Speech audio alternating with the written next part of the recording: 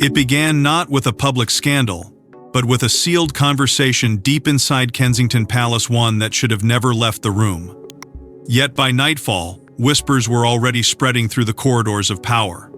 Queen Elizabeth II had once refused to hand over a forgotten but priceless royal treasure, the Cambridge emeralds, to Camilla. And now, years later, Catherine was asking the one question no one wanted revisited. Why? Before we go deeper into what this really means for the royal family, make sure to subscribe so you don't miss a single update. Inside Kensington Palace, the atmosphere was described by those close to the corridors as unusually restrained, almost tense in a way that did not match the calm exterior of royal procedure. Catherine, Princess of Wales, had entered a private briefing alongside Prince William and senior jewelry custodians, a meeting that was officially framed as a routine review of legacy asset documentation. But nothing about the tone felt routine. Somewhere within the layers of archived records, a phrase had resurfaced: restricted royal jewels allocation list, a classification so rarely referenced that even long-serving aides reportedly hesitated when it was mentioned aloud.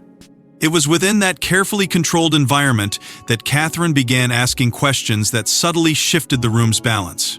Not aggressive, not confrontational, but precise in a way that suggested she had already traced the edges of something far larger. The Cambridge emeralds were not just being discussed as ceremonial jewels, they were being positioned as part of a deeper structural inheritance tied to the Princess of Wales title itself. And that connection, once acknowledged, changed the entire weight of the conversation. Reports suggest that during this exchange, references to Queen Elizabeth II's past decisions quietly surfaced, specifically her alleged intervention blocking any transfer of the Cambridge emeralds to Camilla, consort. It was not presented as a public decree, but as an internal safeguard, a line of authority drawn in silence and preserved through administrative discipline rather than announcement. For Catherine, however, the discovery did not sit as history alone. It appeared to conflict with fragments in jewel custodianship records she had recently reviewed, particularly those tied to how symbolic assets were assigned to the Princess of Wales' role across different eras. Those present reportedly noticed a shift in her urgency. Not loud, not disruptive, but unmistakably focused. A renewed insistence on clarity around what was classified, what was restricted, and what had been quietly assumed to be transferable over time. William, according to palace insiders, was gently advised to remain measured, to observe rather than engage, as an internal review process began forming in real-time, quiet, procedural, but unmistakably deliberate. What made the moment even more unsettling for senior aides was not the subject itself, but what it implied. Because beneath the discussion of emeralds and classifications, a far more sensitive question began to surface, one tied not to jewelry, but to legitimacy, authority, and the invisible hierarchy that defines who within the monarchy is ever truly entitled to inherit its symbols. But the deeper Catherine looked into the emerald sealed history, the more she uncovered a decision the palace had buried for decades. Long before the modern royal tensions, the Cambridge emeralds were more than jewelry. They were a symbol of controlled power within the monarchy. And according to archival whispers, Queen Elizabeth II treated them not as ornaments, but as instruments of legitimacy. So why were they tied so closely to the title of Princess of Wales? And why did one particular name, Camilla Parker Bowles, never appear in their chain of inheritance? What emerges from fragmented historical references is not a story of decoration, but definition. The Cambridge emeralds were repeatedly positioned within the monarchy as ceremonial inheritance rather than personal possession, bound to the identity of the Princess of Wales title itself. In earlier royal frameworks, especially those reshaped during the consolidation reforms of Queen Victoria's era, certain jewels were deliberately elevated beyond aesthetic value. They became markers of constitutional symbolism, quiet indicators of who stood where in the living hierarchy of the crown. And within that structure, the emeralds carried a weight far heavier than their brilliance suggested. Insiders and archival interpretations suggest that their custody was never intended to move freely across royal branches. Instead, they were placed under a restricted crown jewels subtrust, a classification designed to prevent informal reassignment even within the highest levels of the family. This was not about ownership in the ordinary sense. It was about continuity, ensuring that the symbolism tied to a title could not be diluted by shifting personal relationships or changing royal roles. In that framework, the Princess of Wales was not just a position. It was a custodial identity linked to specific historical assets that reinforced public perception of legitimacy. And yet, within this carefully balanced system, an unusual absence becomes impossible to ignore. Camilla Parker Bowles, despite her eventual elevation to Queen Consort, was consistently excluded from any documented association with the Cambridge Emeralds. Not through public declaration, but through structural omission. Palace tradition, according to those familiar with lineage protocols, maintained a strict separation between inherited symbolic assets and newly acquired consort authority. The Emeralds remained aligned with the Princess of Wales designation, a title that historically carried a different kind of institutional expectation, one rooted in continuity rather than transition. Over time, Catherine's attention was drawn into this quiet inconsistency, not through dramatic confrontation, but through careful review of jewelry assignment logs and legacy distribution summaries that revealed subtle but persistent patterns. Certain allocations did not shift in the way newer royal dynamics might have suggested. Instead, they remained anchored, as if deliberately insulated from reinterpretation. The more she examined the records, the clearer it became that the Cambridge Emeralds were not simply withheld, they were preserved under an older logic that still silently governed their fate. Within that realization lay the beginning of a deeper question, one that extended far beyond jewelry itself. Because if the Emeralds were truly bound to a title rather than a person, then every modern assumption about flexibility, status, and entitlement inside the monarchy suddenly came into doubt. And that doubt pointed back not to present-day decisions, but to a single, decisive moment, buried deep within the reign of Queen Elizabeth II. But hidden in those records was a single line that suggested the Queen had once made a permanent and deliberate refusal. Different interpretations of archived royal correspondence suggest that Queen Elizabeth II made a quiet but absolute decision. Camilla would never be entrusted with the Cambridge Emeralds. No announcement, no confrontation. Just a sealed directive that reshaped an entire legacy chain within the Crown Jewels office, one that would only resurface years later when Catherine began asking why. What makes the decision so striking is not its existence, but its silence. Within the administrative logs of the Crown Jewels office, references begin to appear to a reclassification, one that places the Cambridge Emeralds under a category described in internal language as restricted ceremonial succession. It was not a change announced to the public, nor framed as a political statement.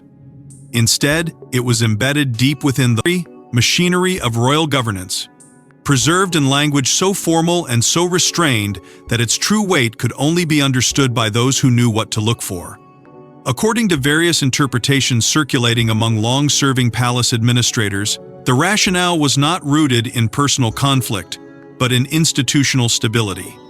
Queen Elizabeth II, known for her precision in safeguarding continuity, is believed to have viewed certain symbolic assets as anchors of legitimacy that could not be repositioned without destabilizing the delicate balance of royal identity.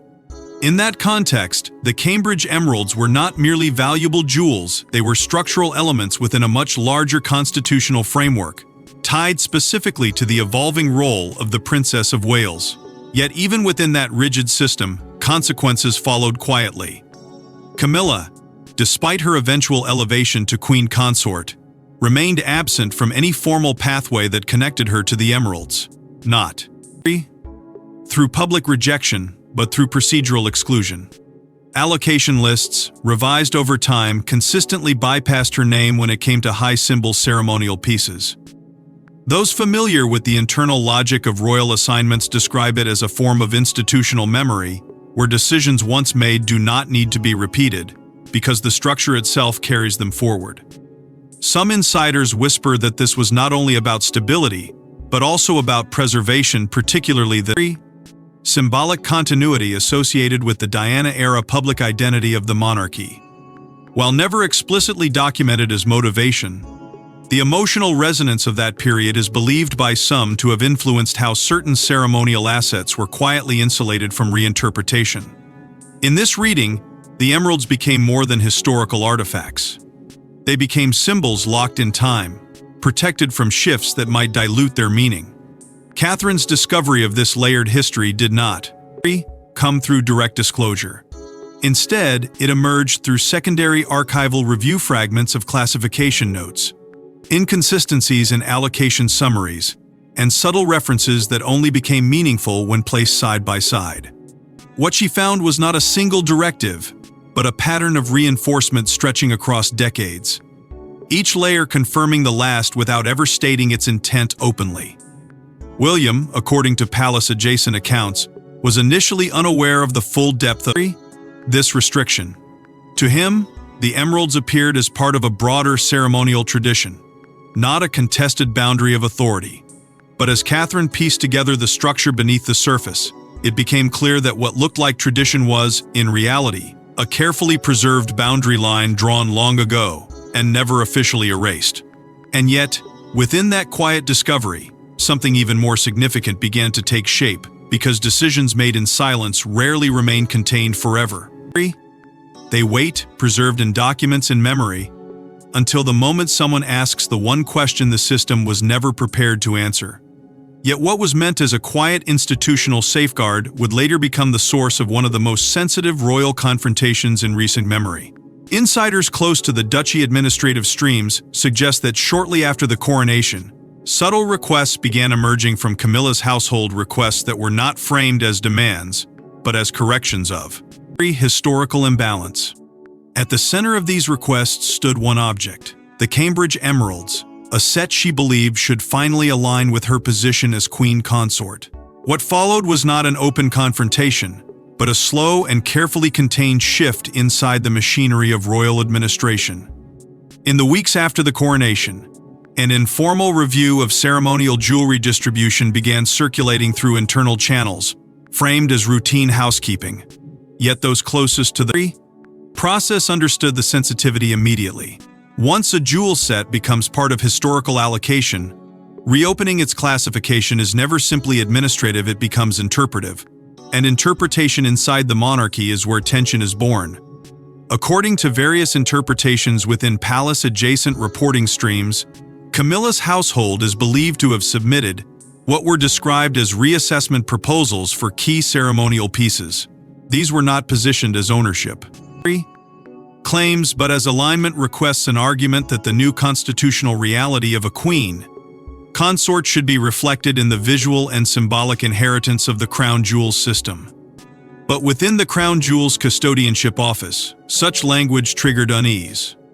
Because once symbolic boundaries are questioned, the entire architecture of tradition begins to shift under its own weight. Friction emerged almost immediately between the queen consort's office and the custodians responsible for safeguarding historic allocations.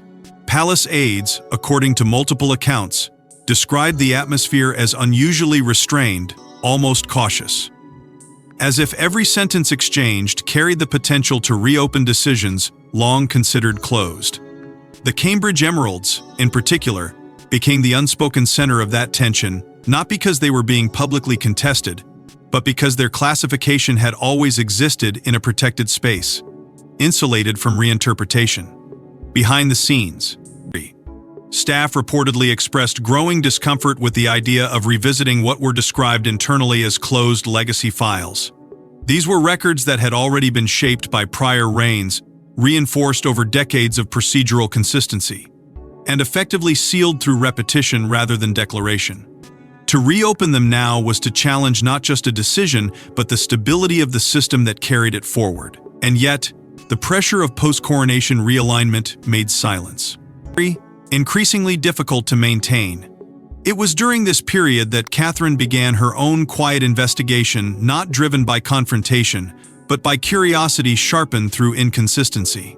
Cross-referencing jewelry assignment patterns tied to the Princess of Wales' role, She started noticing structural echoes in how certain assets remained permanently aligned while others shifted with time. The Cambridge emeralds stood out not because of their visibility, but because of their resistance to change, as if anchored by an older rule that modern adjustments had never fully overwritten. In parallel, broader commentary from respected royal observers such as Robert Hardman and institutional reporting streams linked to the Times added weight to the ongoing discussion, framing it not as a dispute over possessions, but as a deeper question of legitimacy in symbolic inheritance. These interpretations did not confirm internal events, but they reinforced the perception that something within the jewelry framework was being quietly re-examined at the highest levels. Yet despite the growing complexity, the situation remained carefully contained. Protocol enforcement ensured that discussions stayed internal, procedural, and controlled. No formal escalation was allowed to surface publicly. Still, within the palace, those involved understood that containment does not equal resolution. It only delays the moment when interpretation becomes unavoidable truth. And as Catherine's analysis deepened, she began to see that what appeared to Camilla as a rightful correction of historical imbalance was being understood elsewhere as something far more serious, a challenge to the continuity of royal inheritance itself, where symbolism and authority were never meant to be rewritten after the fact. Various interpretations of a late-night archival review suggest that Catherine stumbled upon something unexpected, not a single missing document, but a pattern of deliberate separation. The Cambridge emeralds were not merely withheld, they were structurally protected from transfer. And once Catherine understood the reasoning, she realized the refusal was never personal, it was institutional. What began as a quiet cross-referencing exercise inside restricted jewelry custodianship summaries quickly evolved into something far more layered. Catherine was not looking at isolated entries anymore, she was seeing repetition, reinforcement, and consistency stretching across decades of administrative logic. Each record pointed back, in one form or another, to the same foundational principle first associated with Queen Elizabeth II's original restriction. Not a refusal born of emotion, but a structural decision designed to endure beyond personalities, beyond titles, and even beyond changing royal households. As she moved deeper into the archive's summaries, a clearer pattern emerged. The Cambridge emeralds were repeatedly tied to what internal language described as the continuity of the Princess of Wales authority line. It was a phrase that carried weight without explanation, a classification that suggested the jewels were not simply ceremonial objects, but anchors of identity within the monarchy's evolving framework. In this interpretation, the emeralds were never meant to travel with the crown in a general sense. They were meant to remain fixed to a specific institutional role, preserving a visible thread of legitimacy across generations. This realization shifted the entire emotional tone of Catherine's discovery. What initially appeared as inconsistency or historical ambiguity was, in fact, deliberate design.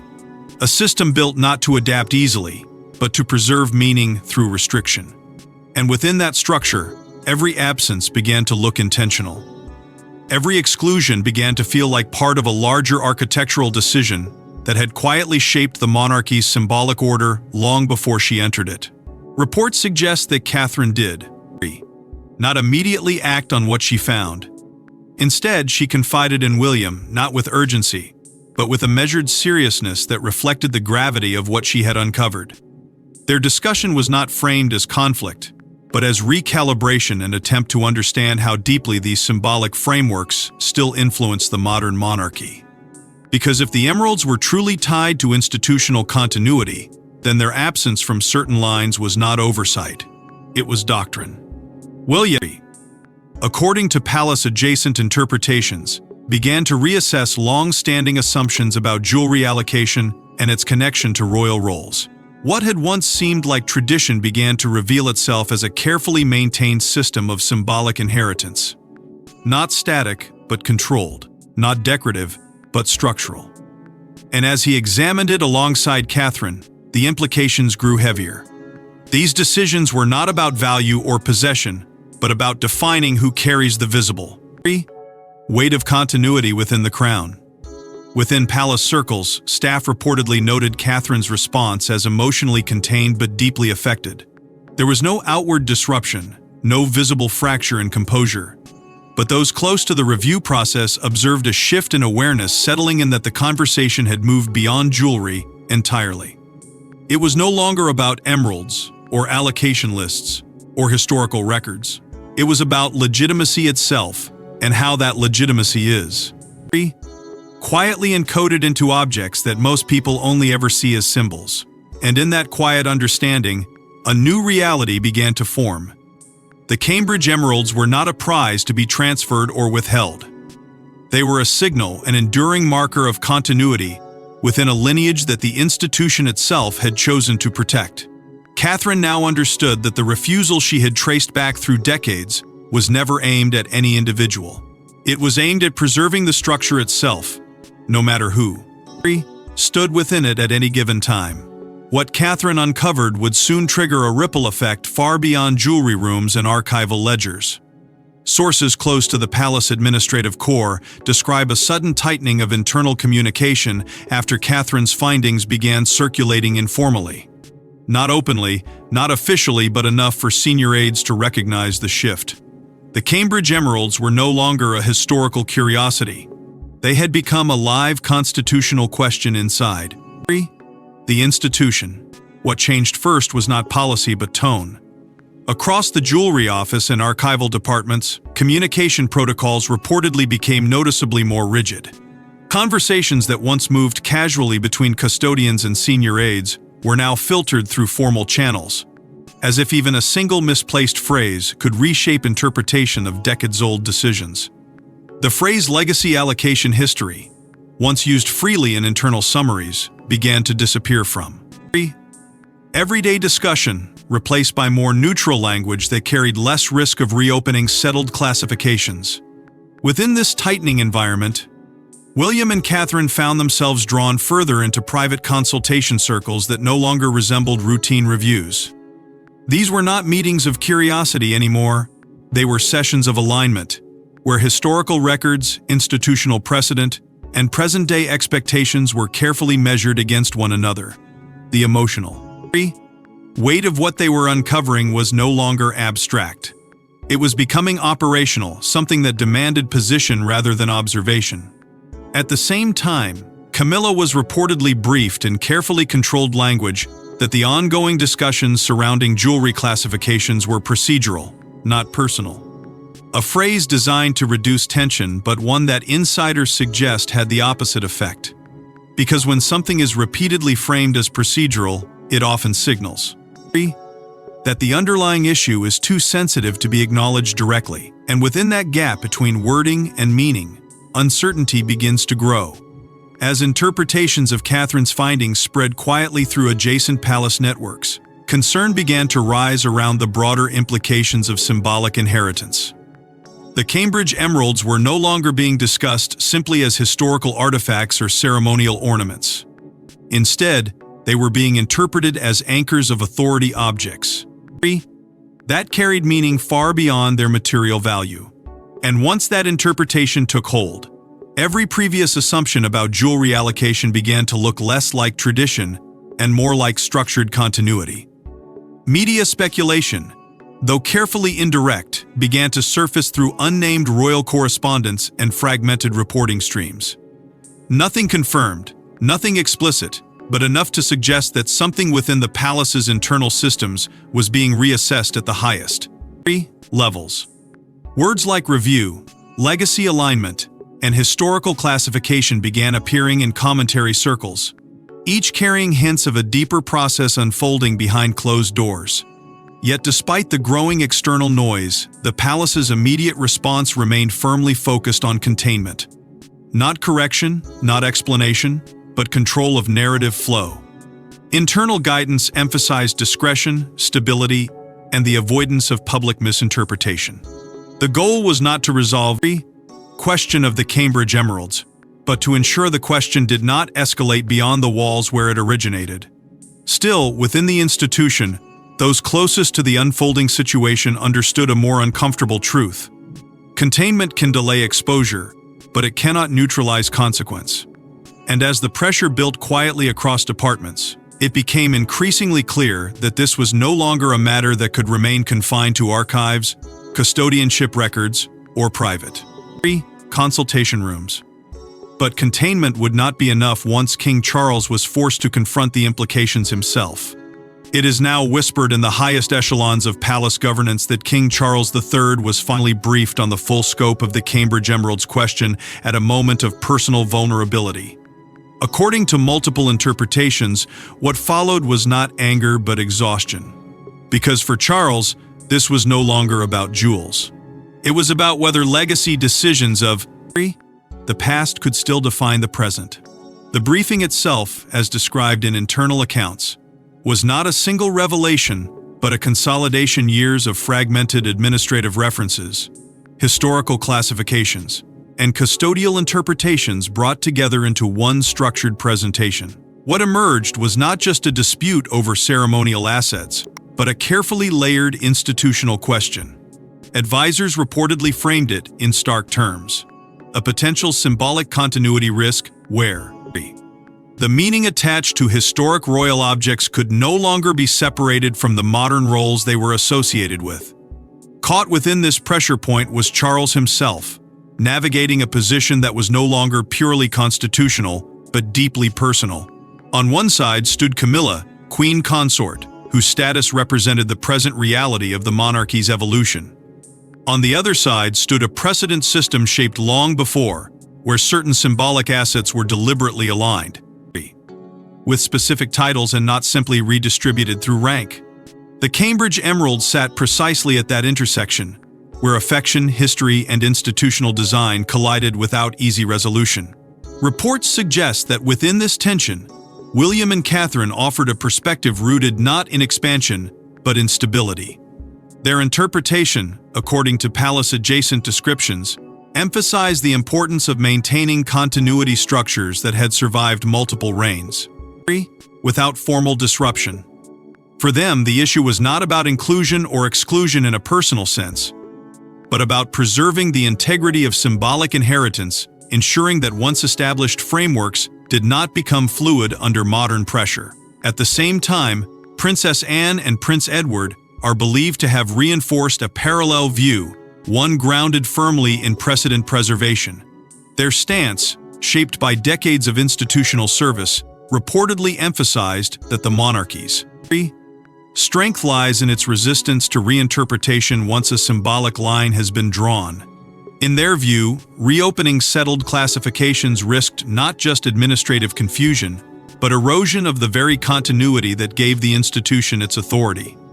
Faced with these converging perspectives, Charles ultimately leaned toward a cautious alignment with established legacy structures. It was not described as a dramatic decision, but as a restrained one, an acknowledgement that the monarchy's stability often depends on what it chooses not to change. Rather than redirecting or redefining the allocation framework surrounding the Cambridge Emeralds, the allocation framework was redirected to the Cambridge Emeralds. The decision favored continuity, allowing existing structures to remain intact under their original institutional logic. Within palace interpretation, this moment did not resolve tension so much as contain it within a reaffirmed boundary. It reflected a monarch balancing personal relationships with inherited systems that cannot easily bend, without consequence. The emotional undertone, as described by those close to the process, was not triumph or resistance, but a kind of quiet acceptance that some decisions are larger than the individuals positioned within them. And with that quiet alignment, the monarchy's internal balance shifted once again. In the aftermath, no official announcement was made, and no ceremonial statement was issued. Yet within the palace, the message was unmistakable. The Cambridge Emeralds remained exactly where history had placed them. And Catherine, now fully aware of their meeting, understood something deeper. Some legacies are not inherited through proximity, but through principle. What followed was not celebration and not conflict, but a quiet settling of institutional gravity. The decision to maintain the status quo of the Cambridge Emeralds was absorbed into the palace system with almost silent precision, as if the machinery of monarchy had simply exhaled and returned to its default rhythm. No revisions were circulated, no reinterpretations allowed. The structure that it held for decades remained intact, reinforced not by declaration, but by continuity itself. For Catherine, however, the outcome carried a different kind of weight. She was no longer simply observing the framework, she had become aware of its architecture. Reports suggest that within this realization, she emerged not as a participant in the debate, but as an informed guardian of its symbolic logic. The emeralds, once seen as part of ceremonial heritage, now represented something more rigid and deliberate. A fixed point in the evolving identity of the Princess of Wales line, preserved through time not by sentiment, but by institutional design. William's position, too, began to subtly crystallize in alignment with preservation over reinterpretation. Where earlier there had been openness to reconsideration, there was now a clearer recognition of the weight carried by precedent. His perspective, shaped by both proximity and responsibility, shifted toward the understanding that certain elements within the monarchy do not bend with changing roles, because their meaning is tied to continuity rather than convenience. Meanwhile, Camilla's standing remained firmly respected at the highest level of royal authority, yet structurally defined within clear boundaries that had not been redrawn. Her position as queen consort held its full constitutional dignity, but it did not extend into symbolic domains, historically anchored elsewhere. Within this balance, the palace reinforced a distinction that had always existed but rarely been spoken aloud. Personal status does not automatically translate into ceremonial inheritance. Gradually, the Cambridge emeralds were recontextualized once more, not as objects of dispute, not as contested symbols, but as enduring markers of continuity tied specifically to the Princess of Wales' identity. In that framing, they ceased to be part of a modern conversation about change and instead became part of a longer narrative about stability, legacy, and the invisible lines that define royal structure across generations. Within internal interpretation, the principle that ultimately prevailed was not victory or exclusion, but something far more restrained: duty over reinterpretation. A reminder that within the monarchy, not every symbol is meant to move with time, and not every tradition is meant to be revisited simply because circumstances have changed. Some remain fixed, not out of resistance, but out of design. And in the silence that followed, the palace returned to its rhythm, unchanged on the surface, but permanently shaped by what had finally been understood beneath it. Thanks for watching. Please don't forget to like and subscribe, and we will see you in the next one.